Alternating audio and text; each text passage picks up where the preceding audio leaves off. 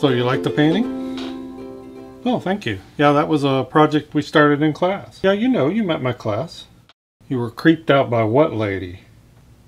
Dude, that wasn't a lady, that was a guy. What do you mean, how do I know? He had a beard. Thank you, Binders, for tuning in today.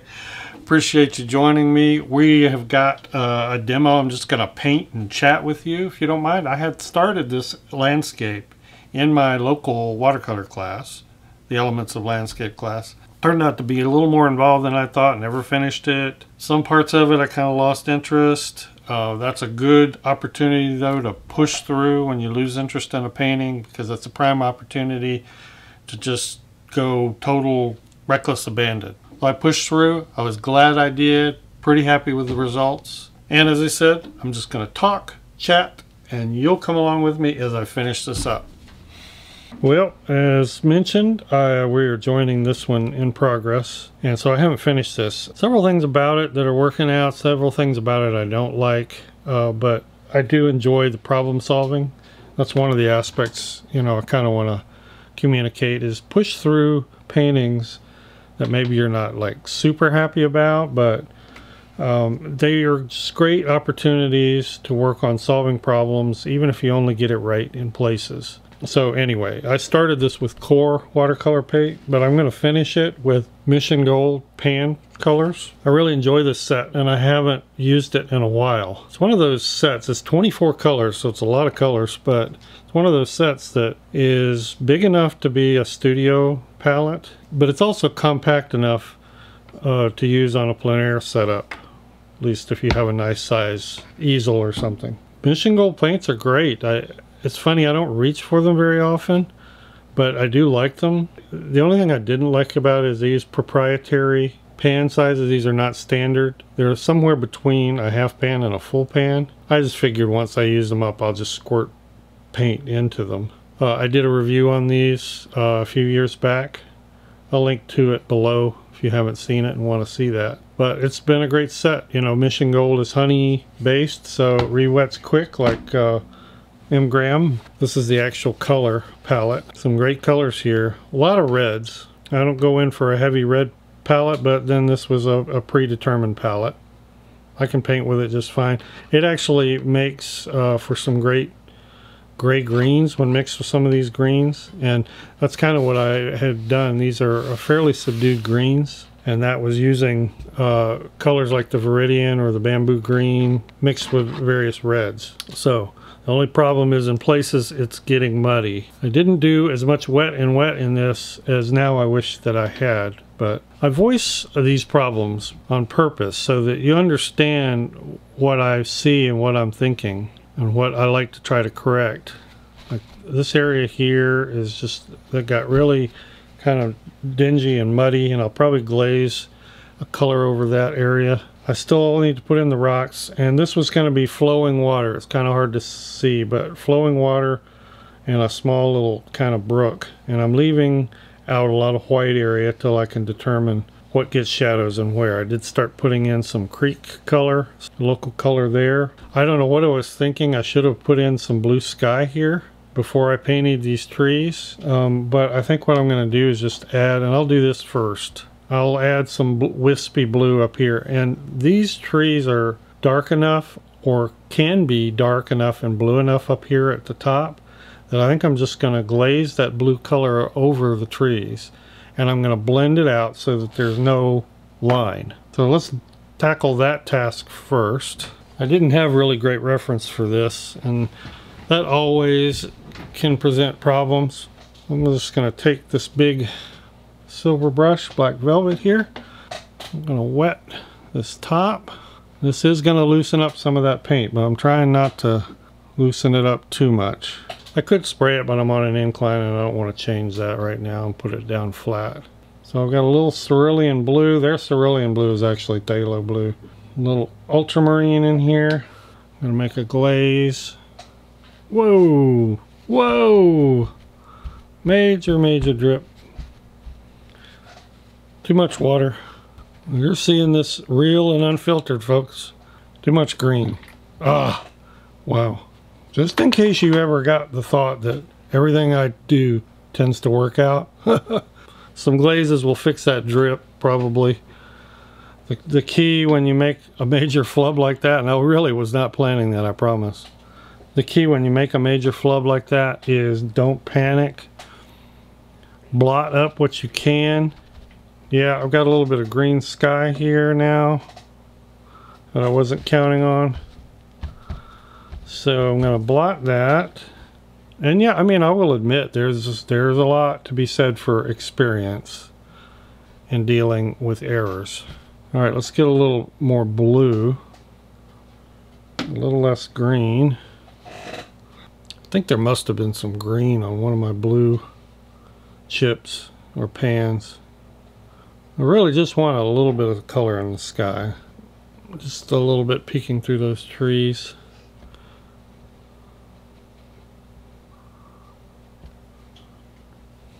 And I think all of this up here is going to be fine as long as I don't have any unnatural, weird looking lines. Yeah, you got to be careful with wet washes when you're on an incline. That really kind of livened up the color though there in that canopy, so I'm not hating it. It did need to get a lot darker up there. It was just a little too flat and bland. I like that. I like what ended up happening right there. So hide some of that drip there, and I can later on I'll hide some of that drip run there. We'll let that dry. There may be a backwash line in here somewhere, but I think for the purposes of foliage, that probably will be okay. I'll blot those edges a little so it doesn't harden up with a really hard edge. Sorry for my squeaky chair. Seems like all my chairs are squeaky. Alright, I'm going to take a little bit of that sky color, add a little bit of green. I want to darken this hill. This hill was not dark enough, and that's a little too green.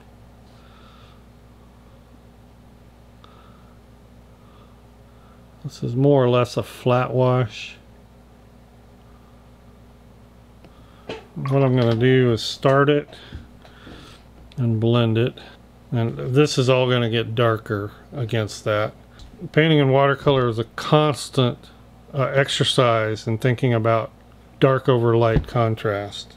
Now I'm much happier with the contrast in those two hills. I have some, where I painted in some of this dark, I have some pretty hard lines. I'm going to see if I can just soften those. You have to be careful when you're softening because a lot of that, it looks like you softened it and it just becomes overworked. And this very well may look that way. I have overworked plenty a painting, let me tell you.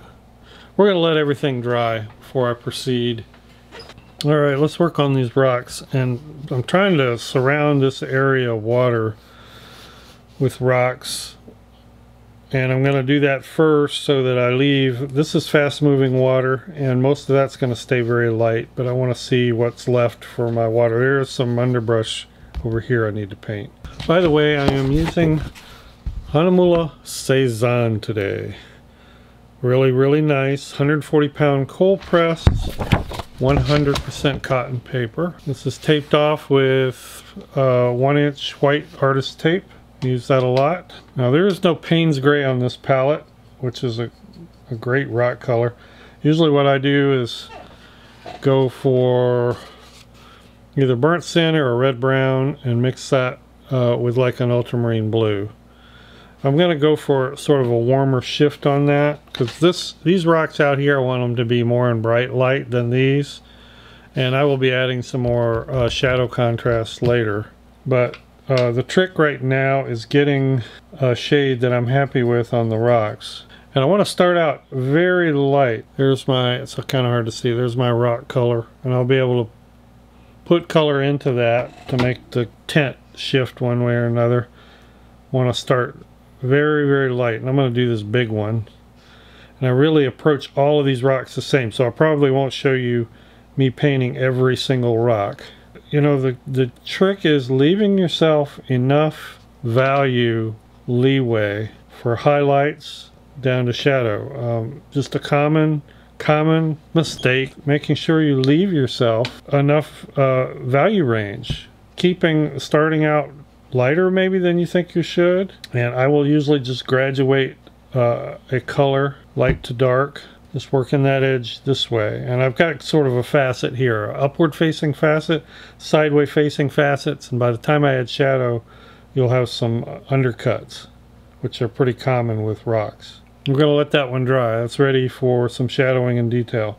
Another way you can do it, instead of starting with that light edge, is just go in and paint these dark recesses. And this is not as dark as it will get, but it's a good sort of a middle value dark. Start with that and then blend up. If you don't know how light you want your lightest value, leave it white. If in doubt, leave it out. That's my motto. If you don't know how dark to make a white area or a light value, leave it white. And I'm going to go ahead and paint that in because I think that's going to be fine right there. This cascading water here, I think it's probably parting over a bit of a rock here. And keep those highlights very light. You can always make it darker. It's harder to make it lighter.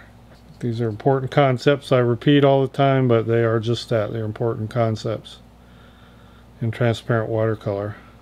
You can go back while it's wet with a drier brush and lift. Before I paint in rocks here, I need to bring the color of the running water down in a little bit. Sort of negative paint around where some rocks are going to be here. I'm getting it dark down in that corner because I want this to open up into a brighter area. Okay, I have been using this Escoda Prado synthetic.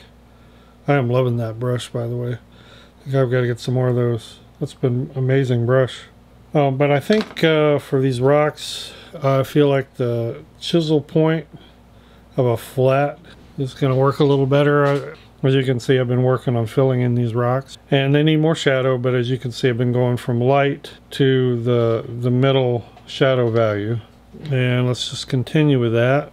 I'm going to fill in these here.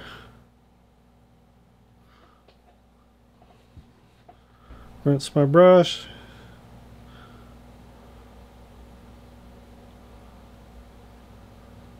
Get some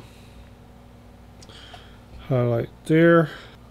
Rocks are simple subjects, but again, they're difficult to do without good reference. I'm not looking at any at the moment. I've done a lot of rocks. I had some that I started with this, but I'm going to have to pull out, when I start the details, I'm going to have to pull out some better reference. Nita Engel says, you got to have the facts. You got to have the facts. I know I probably have said that before too.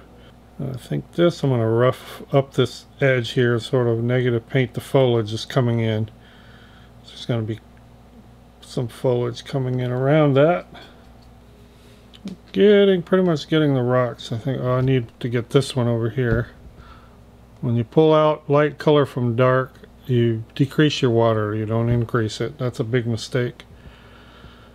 It's the same as when you're doing a blend. It's a big mistake that a lot of watercolorists make. Right now they all look like fairly round little potato rocks, but I will add more features to them. I just find this little 3/4 inch flat makes a nice sort of chisely edge for doing things like rocks. It works out really well. You know, I'm asked all the time, what color is that? What color is that? What color are you using there? And I'll tell you, once I get a lot of colors out on the palette, I use so much palette dirt, palette leftovers, it's unbelievable. Sometimes I surprise myself how much palette leftover I'm using. If it seems like I'm kind of hesitant to list or talk about my colors, that's usually why. I mean, I can tell you what colors are on the palette, but in any given mix, it's really hard to say, I use this color. This is not paint by number. This is not, you pick one color and you paint something. It just doesn't, you just don't do that. I mean, you pull a lot of colors out on your palette and that's what you paint with. And I mix visually. I'm doing a little bit of separating here with value. I'm not doing the final details yet. Alright, I'm going to go ahead and put in some foliage here. greenish ochre maybe. Let's try that. Similar to what these colors have been up here, but it's going to be darker. I don't have azo green on this palette. I have a green gold, which pretty much is the same as azo green. And that's going to tuck down in behind there. But where this edge comes up, and I'll let that be highlighted foliage.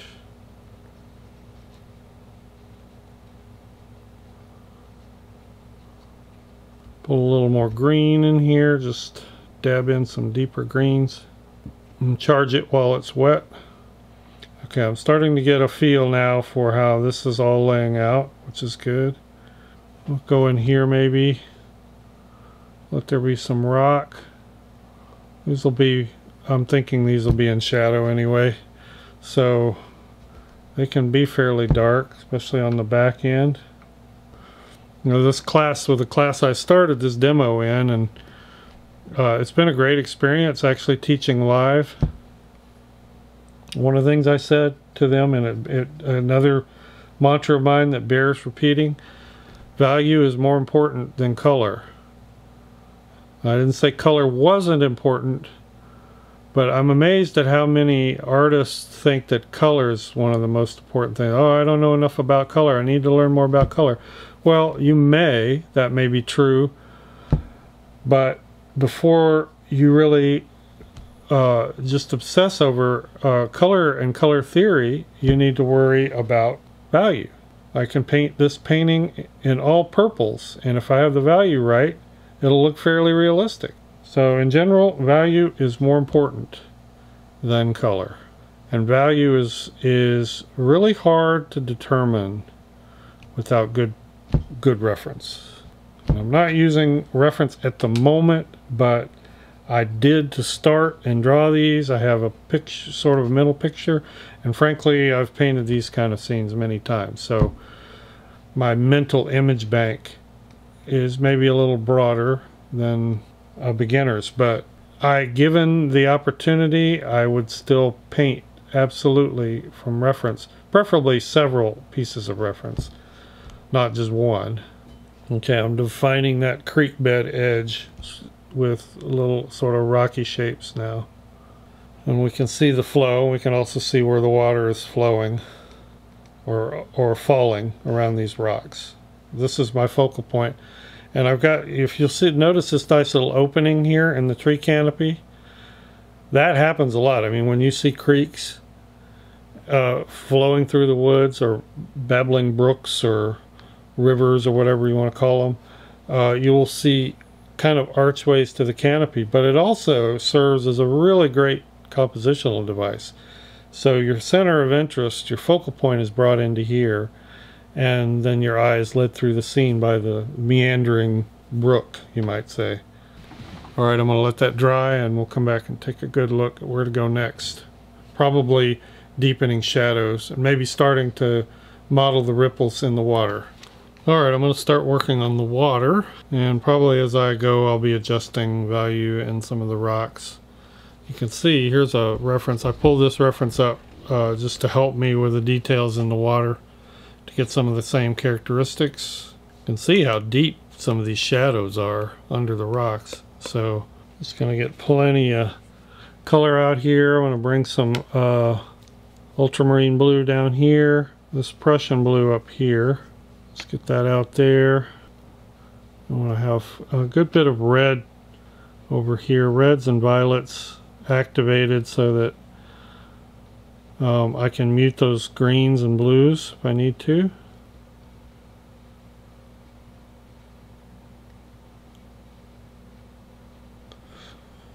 And the faster moving the area, usually the whiter it is.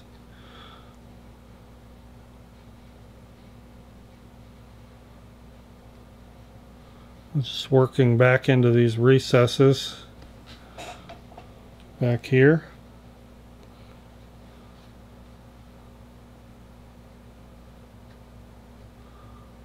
Towards the banks.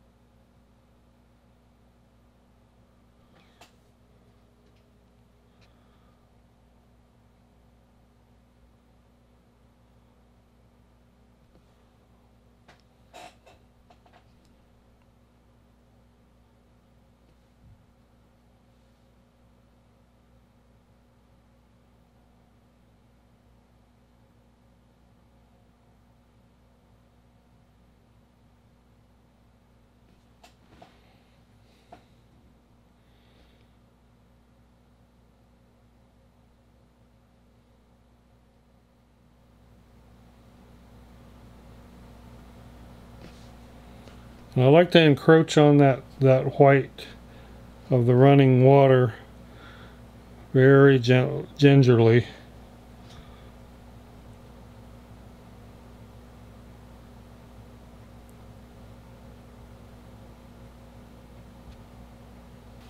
I'm starting to get a nice little feel of water here. I need to get some of these rocks, some of the undercuts darker.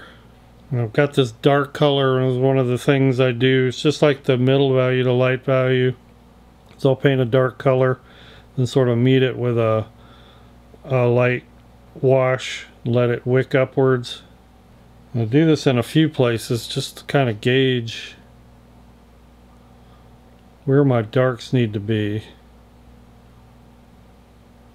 They really need to be darker than the darkest part of the water, from what I'm seeing, just slightly darker than the darkest part of the water. Now I'm starting to establish in here a value scheme that I think is working, and I can spread to the other rocks and other areas. I'll do several of these, add some of these dark facets to several of the rocks, and then come back and blend out some of those edges. Some of the edges you can leave hard, some it's good to soften. Rocks tend to have, especially river rocks, tend to have softer edges, but you will get some sharp facets also. And I probably will adjust all these values on these surrounding rocks last, but I want to do a few just to kind of see if my value scheme is working overall. I'd like this corner here to fade off to very dark. Some recesses you can determine are going to be almost black. You don't want to use black because it'll look dull, but I'm using various colors, some greens and reds and purples mixing together in darks. Where a light edge meets a dark edge, you can kind of fudge that a little bit just to keep the contrast there. Overall, I think this rock is a little too light.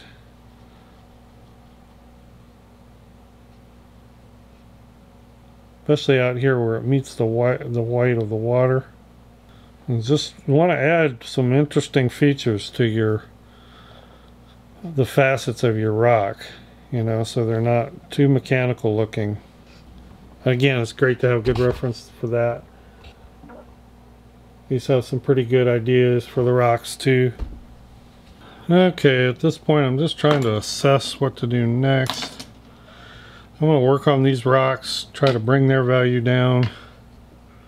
Sort of a gray-green in here. Some little glazes. Add 2 or 3 of them and then go back and soften some of those edges.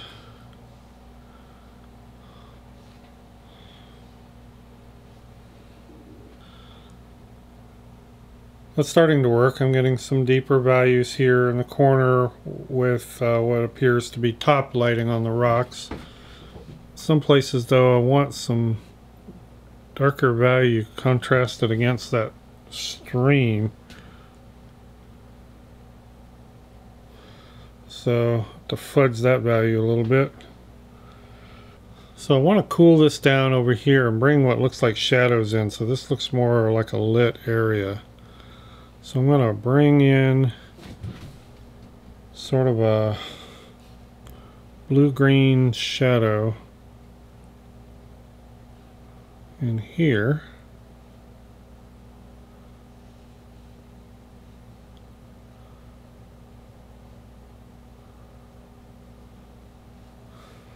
So much on paintings like this, for me, are just reactions to what's already happened and what it needs.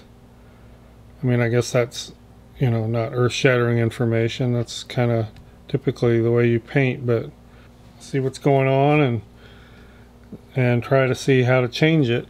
Sometimes that's on the spur of the moment. Maybe I'll have a silhouetted rock here.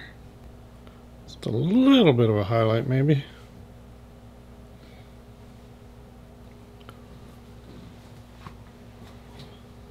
I'll probably revisit this area, but I think I'm going to go work on these branches up here and add a few detail branches and add a little detail to that underbrush there.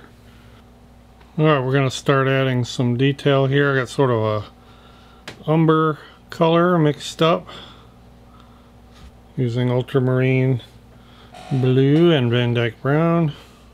And we're just going to add a little bit of branch detail here. Sort of spice things up a little bit. This is a stage that's really easy to overdo, and I have overdone on many occasions. But it also is a nice way to pull interest here and there, especially where this opening is. I want to see some finer branches. There are a couple ways to do branches. I know people complain to me that they have trouble controlling a rigger. Pulling, I think, maybe has more control, and you start out very thinly and then press as you get towards the base. But you can do it the other way. You can start and then lift as you get out to the thinner branches on the edge. Either way works. Just whichever, try both, see which one makes you feel like you've got more control. A common problem is to have too much water in your rigger, and so you get big blobs for branches. That's a very common problem I see. You want a very inky mixture, not a really, really wet mixture. You want it almost the consistency of India ink when you're doing dark lines. There are just things that you want to observe as you paint trees. The branches at the base, as they get up, they get finer, of course, and you're never going to have a branch up in here that's thicker than it is at the base. So things to pay attention to. Just go out and observe some bare branches. Occasionally, you'll get some fine branches coming right off a thick trunk. And I don't like to overdo that, but it's kind of cool looking. You get some nice contrast of line weight that way. You see, I got it too fat right there. If your paint starts to get too thick and doesn't seem to be flowing anymore, add a little bit of water, but don't add a lot. If your paint starts to get a little thick and doesn't flow very well, just add a little bit of water, but don't add a lot. You want some of these branches to come in front of the foliage to create depth, and you want some of them to cross over if possible. I mean, don't violate your tree structure, because it's going to be like going out, but they're not going to all avoid each other because you're looking through multiple layers of branches, so some are going to cross. Smaller trees like this one are probably going to have finer branches a little further down, maybe. Again, different trees have different characteristics, but I like to put finer branches a little closer to the bottom on these thinner trunks.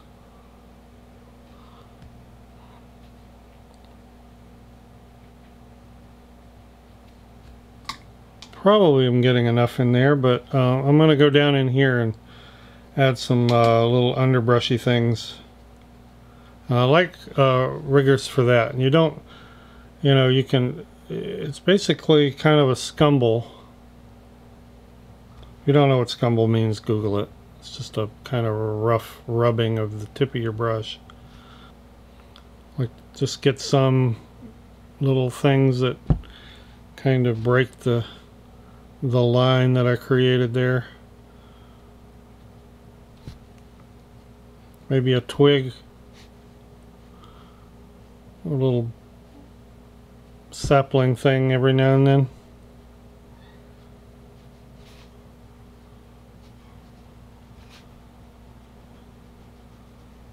Maybe some grass. You keep your detail to the edges where the contrast is. Don't go doing grass everywhere. Even if you're a detail person, that rarely works. It just makes it look busy and fussy.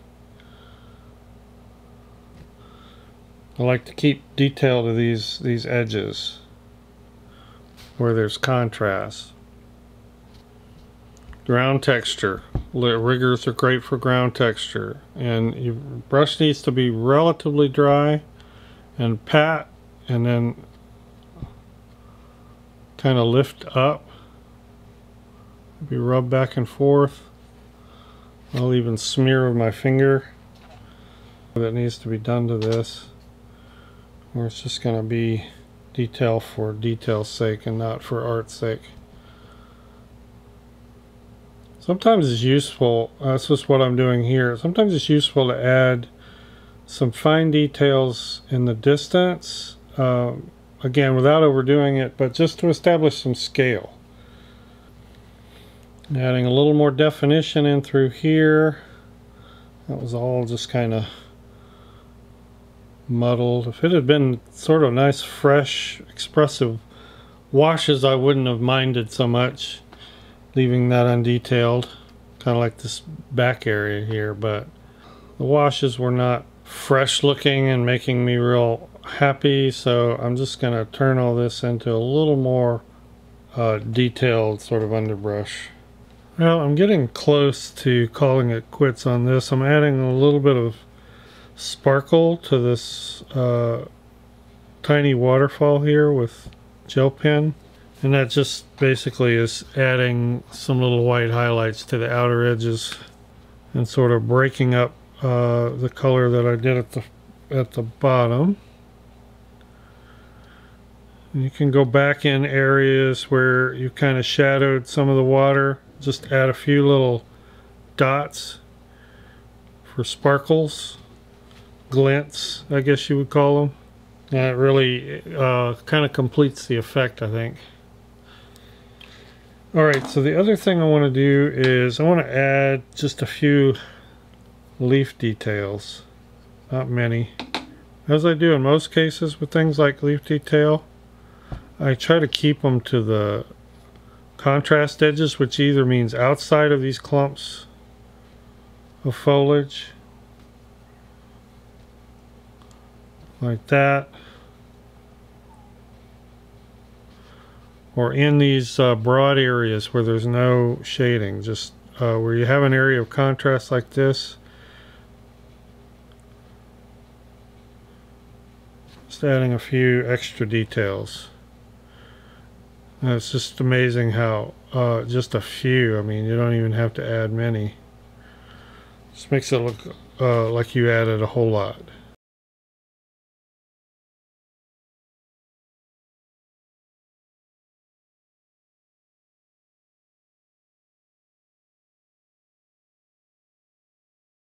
And that's making a pretty big difference. It always amazes me. I don't know how it works, but you know, some people will go in and stipple every square inch, but you just keep a little bit of detail of the contrast edges, and it just looks like you spent forever detailing it. Alright, I'm going to call that done, I think, and time for the big tape reveal. And there we go. Thanks for watching, everybody. I appreciate it. Thank you so much, patrons, for your support. I really appreciate it. And we will see everybody in the next video. Bye-bye.